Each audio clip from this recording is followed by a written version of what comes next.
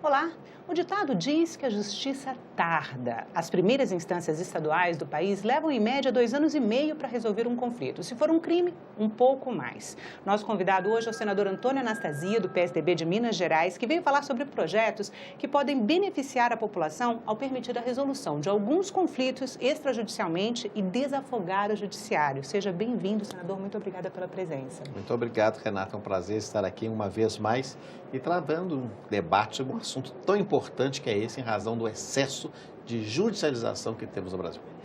Senador, um dos projetos que o senhor apresentou este ano pode instituir a arbitragem tributária no Brasil e também permitir a execução extrajudicial de débitos inscritos na dívida ativa. Do que se trata, senador? Bem, em primeiro lugar, nós temos que reconhecer um dado estatístico. Das cerca de 100 milhões de ações que temos no Brasil, que é um número imenso para um Brasil de 200 milhões de habitantes, estima-se que 1/3 dessas ações são execuções fiscais. Uma execução fiscal hoje leva, na média, de acordo com dados do Conselho Nacional de Justiça, 9 anos. E gasta-se mais para recuperar o crédito fiscal, lembrando a todos que a execução fiscal é quando alguém deve ao Tesouro, ao poder público e não paga o seu tributo, do que o valor do próprio débito. Então, a proposta ela é singela. E custa mais, muitas vezes custa mais caro recuperar o crédito do que o crédito em si. Do que o valor do próprio crédito, como eu disse. Então, o projeto é inspirado na legislação portuguesa, que é recente, muito aplaudida na comunidade europeia, e tem duas bases, duas vertentes. Na primeira, estabelece a possibilidade, que nós ainda não temos, da figura da arbitragem, que é uma figura que foi criada no Brasil juridicamente na década de 90 e que já existe no setor privado e também no setor público, mas não era permitido para execução fiscal, em decorrência de um princípio antigo do direito público, que é o chamado princípio da indisponibilidade do interesse público, que proibia que houvesse esse tipo de acordo na seara da administração pública. Agora, com essa lei, se vier a ser aprovada, nós vamos poder ter também a arbitragem, ou seja, o devedor não precisará ir à justiça para discutir a dívida, porque normalmente o que acontece na execução fiscal? O governo, a União, o Estado, o município, cobra de você e você faz um embargo na justiça. Você pode fazer essa discussão na área arbitral. É mais rápido e mais barato. Você deverá, claro, dar só a garantia dessa discussão. O governo será obrigado a acatar e fará ter a arbitragem. Então, eu acho que é uma economia imensa que nós teremos. E a segunda vertente é permitindo que algumas execuções fiscais, quando se trata especialmente de dívidas de IPTU, imóveis, e de PVA, automóveis, não precisa ir a juízo. É uma cobrança administrativa, tão somente, como também já existe no setor privado. Então, aí nós conseguiremos aliviar em muito a justiça. Por que isso é bom?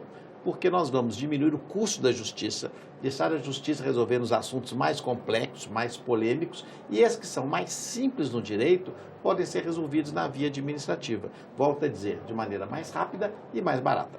Senador, na justificativa do projeto, o senhor disse que seriam aproximadamente 31 milhões de ações. Um terço dos 100 milhões.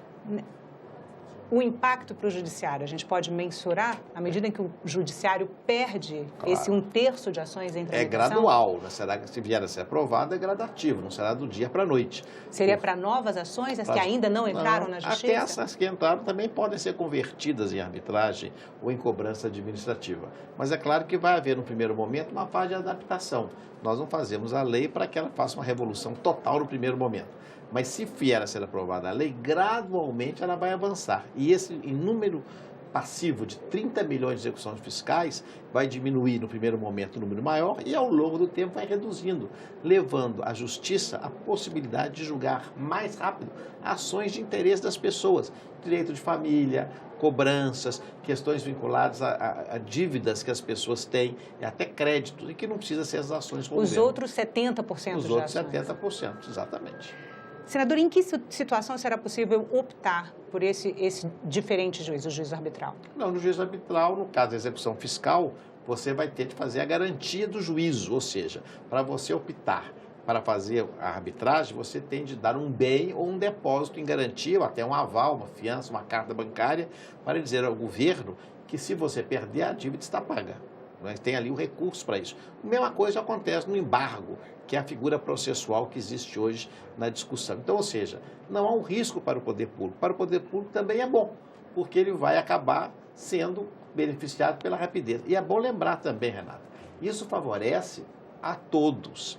Aquele que é bom pagador, que é um bom contribuinte, o cidadão correto, ele acaba pagando pelo incorreto, porque o incorreto não paga, custa na justiça e o dinheiro que ele não paga, muitas vezes tem uma pessoa rica, que tem impostos, tem advogado e quer prorrogar e postergar, como se diz popularmente, empurrar com a barriga aquela dívida, e esse dinheiro faz falta na saúde, na educação, na segurança, nas estradas. Então isso acaba sendo democrático, nós devemos cobrar o imposto igual para todos.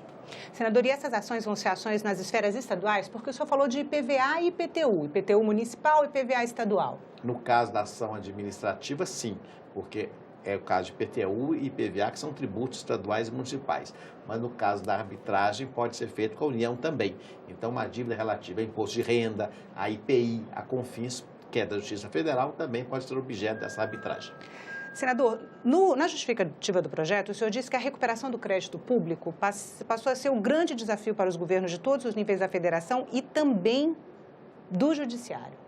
Né? Qual é o tamanho desse desafio? É o dado que foi colocado, 30 bilhões de ações. Sabe-se lá quantos trilhões de reais nós temos a receber.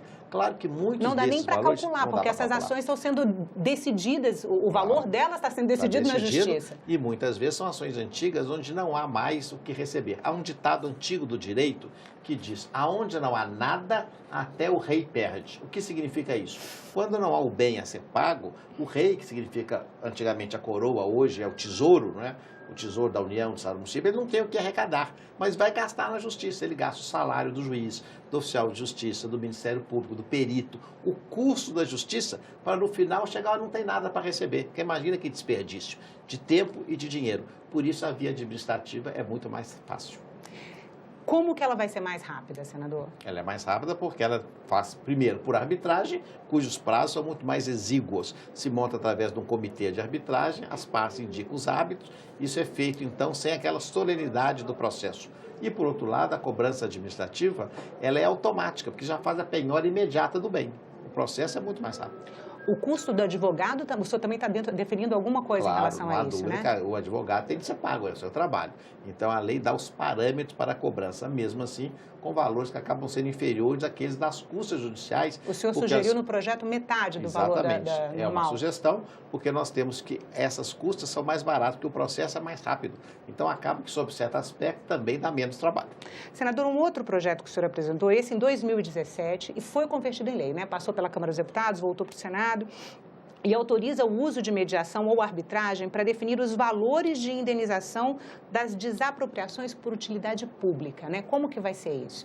Na realidade, nós nos inspiramos nesse projeto em uma lei do Peru, do país vizinho, a República Peruana, que lá já havia essa disposição.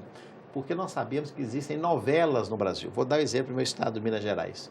Você certamente não sabe, mas a famosa represa de Furnas, que foi construída quando Juscelino Kubitschek era governador de Minas, na década de 50, tem pessoas que até hoje não foram indenizadas de áreas inundadas, em razão da morosidade do processo de desapropriação e de identificação da justa indenização. Então, o projeto que nós apresentamos e aprovamos prevê que, ao invés de se aguardar uma decisão judicial com a justiça cheia de processos, lenta, morosa, possa ser feito também por arbitragem. Ou seja, não vamos a juízo, mas vamos chamar aqui árbitros especialistas que vão estabelecer qual que é o preço justo para a indenização. Mais uma vez, muito mais rápido, muito mais barato para quem foi desapropriado e tem o direito de receber, e para o governo, que também terá de pagar, mas terá de pagar o preço justo. E nós não podemos pensar que a desapropriação é, na verdade, uma usurpação da pessoa. E ele tem direito a receber pela propriedade que perdeu. Senador, isso vai valer para as desapropriações que já aconteceram ou só para as futuras? Agora para as que estiverem entrando a partir de agora. Senador, muito obrigada pela entrevista. A gente conversou com o senador Antônio Anastasia, do PSDB de Minas Gerais, sobre processos que podem desafogar o judiciário brasileiro. Se você quiser rever este programa, assistir a outros da TV Senado, vai no nosso site, senado.leg.br/TV ou ao canal da TV Senado no YouTube. Se você quiser mandar uma crítica ou fazer uma sugestão, liga pra gente. O telefone é 0800 61 2211 e a ligação é gratuita. Obrigada pela atenção e até a próxima.